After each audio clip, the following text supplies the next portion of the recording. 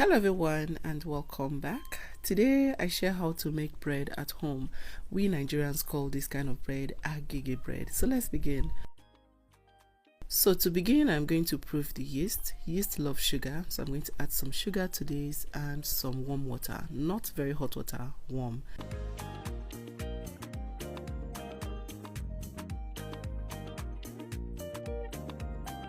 So while I wait for the yeast to activate, I'll measure in 4 cups of bread flour into a bowl.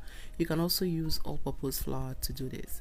Next, add some nutmeg, the remaining sugar, and some salt. Mix until it is well combined and make it well in the middle.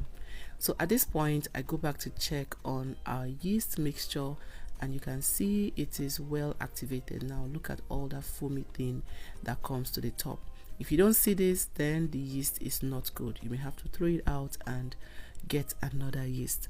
I'm using active dry yeast, but if you're using instant yeast, just add it directly to the flour and mix. So now I'm going to pour that mixture into these dry ingredients and then add 1 cup of warm milk. This is evaporated milk. I'm going to mix now until everything is well combined and then the job begins. I'm using a bread mixer to do this. If you're going to be using your hand, just pour right onto your clean work surface area and start kneading until the dough becomes stretchy and smooth. So I'm going to pour this into my mixer now and start kneading.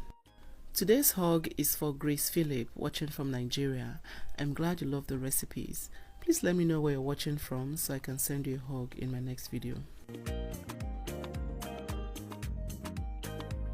So after about 5 minutes of kneading, this is what I have. If you're using your hand, it will take a little bit longer. At this point, I'm going to add some softened butter, not melted and not hard butter. I'm using softened butter. I'm going to add that and mix it in again. Once everything comes together again, then I'll take it off and we'll move over to our kneading board.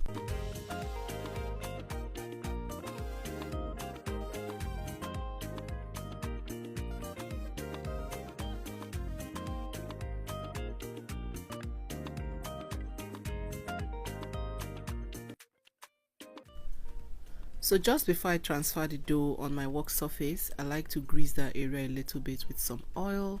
You can also flour it with, the bread flour or all-purpose flour that you're using. Now I am going to knead this into a ball.